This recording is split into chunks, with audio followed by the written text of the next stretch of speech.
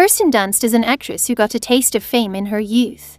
Hard work and professionalism allowed her to continue her career as an adult. Now the American never ceases to amaze fans with bright, colorful roles, masterfully reincarnating in both comedic and dramatic female characters.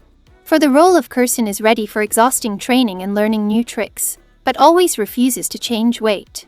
The talent of the actress is appreciated, not only by fans but also by critics. The performer has won many prestigious film awards.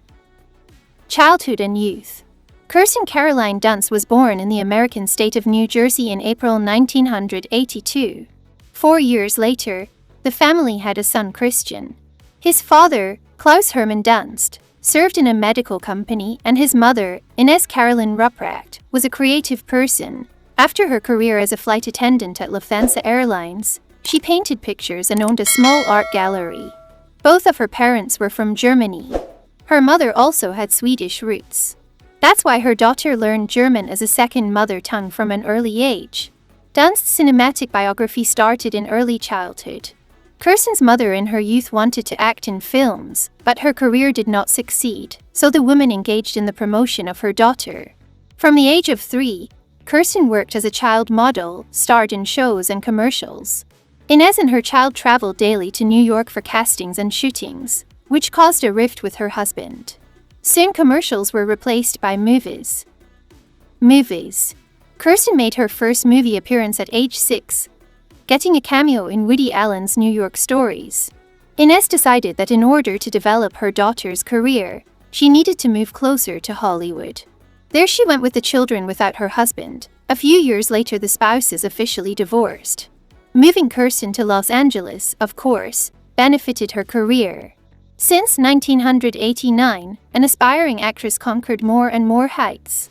At 13, she starred in Interview with the Vampire in the company of such by then established stars like Brad Pitt and Tom Cruise. In the same year, People magazine placed the performer of the role of Claudia in the list of the most beautiful people of the year. Then Dunst received her first award, the Saturn Award. In 1995, the American filmography has added a new job in a thrilling adventure film, Jumanji. Tape, which, in addition to Kirsten, starred Robin Williams and Jonathan Hyde, has attracted audiences not only a bright plot, but also for that time, stunning special effects. With a budget of $65 million, the picture grossed over $262 million at the box office and was one of the top 10 highest-grossing films in the United States in the year of release. Notable project in the filmography of Dunst became the debut feature film by Sofia Coppola's The Virgin Suicides. Francis Ford Coppola co-produced the drama. Not only did the film more than justify its $6 million budget, but it also made Entertainment Weekly's 50 Best High School Movies list. In 2002, the box office movie of the year Spider-Man was released, which brought Kirsten real fame. Dunst was not the first applicant for the role of Mary Jane, but, as luck would have it, Kate Hudson and Alicia Witt declined the offer.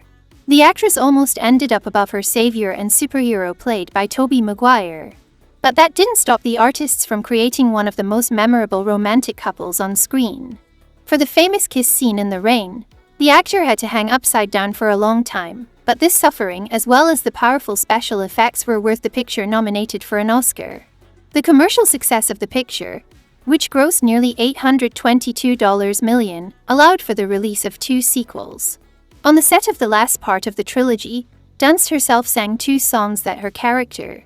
The actress was so tired of wearing a red wig that she dyed her hair. Spider-Man 3 received mixed reviews from critics, which did not prevent the picture from grossing the largest box office in the franchise at $895 million. In 2004, the actress appeared in a minor role in the film Eternal Sunshine of the Spotless Mind. This film was the first where the audience saw a naked Kirsten, and one of the few projects where Jim Carrey did not appear in a comic role. The script for the melodrama won a Bram Stoker Award, a BAFTA and an Oscar. In the same year came out a romantic sports comedy directed by Richard Loncraine, Wimbledon. The plot is based on real events, the victory at the Wimbledon tournament of the 125th racket of the world, Croatian Goran Ivanisevic. To save on extras and scenery, the film crew received unprecedented permission to shoot during the actual tournament. The actors took to the court at the beginning or at the end of the match, so that the officials and spectators in the frame are real. The lead roles of Dunst and Paul Bettany had extensive sports training, but each had an understudy of tennis players. For the roles of participants in the tournament and sports commentators took professional athletes Chris Evert, John McEnroe.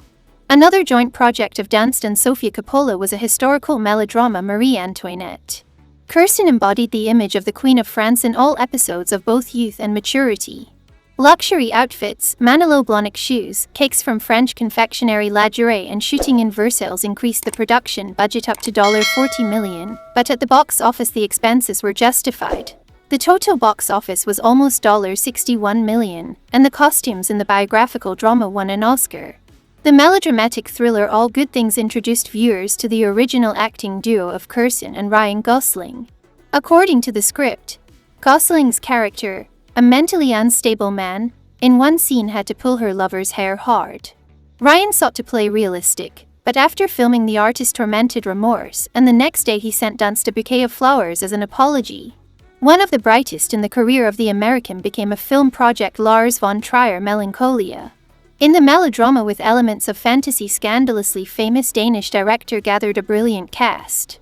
Together with Kirsten on one platform worked Alexander Skarsgård, Charlotte Gainsbourg and other iconic actors. The fantastic drama brought the actress the Best Actress award at Cannes and the Saturn Award.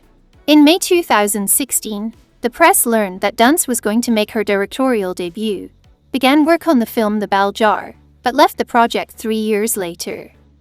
Social activities. The actress is engaged in charity and participates in fundraising events for the Elizabeth Glaser Foundation Against Childhood AIDS, organizations involved in treatment and research of cancer, rehabilitation of children. In politics, the actress shares the values of the Democratic Party and supported John Kerry and Barack Obama in the elections. Personal life. This charming actress has not only an extensive filmography but no less rich and personal life. Kirsten attributed a dozen novels with colleagues, sports stars and music. Rumor has it that on the set of the film Whack the Dog the young performer really liked Dustin Hoffman. He even decided to introduce her to his son Jake. But the young people appeared in public only a couple of times. A year later, Dunst met Josh Hartnett on the set of The Virgin Suicides. They were a couple for almost a year. But it seems that they were more connected on a friendly than a romantic relationship.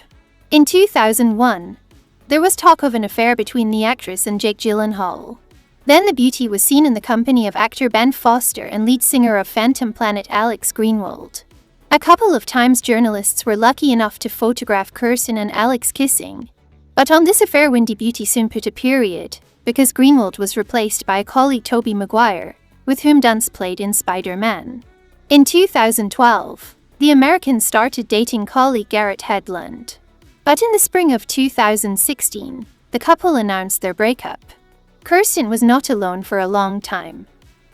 Jesse Plemons.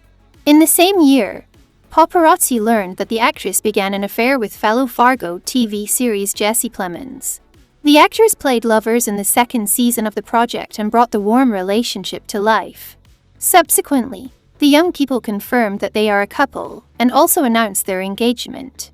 In December 2017, the attention of fans and the press again switched from the work of the actress to Kirsten's personal life. Rumors were leaked that she was pregnant. In January 2018, Dunst starred in a commercial for the fall-winter collection of the Rodart brand.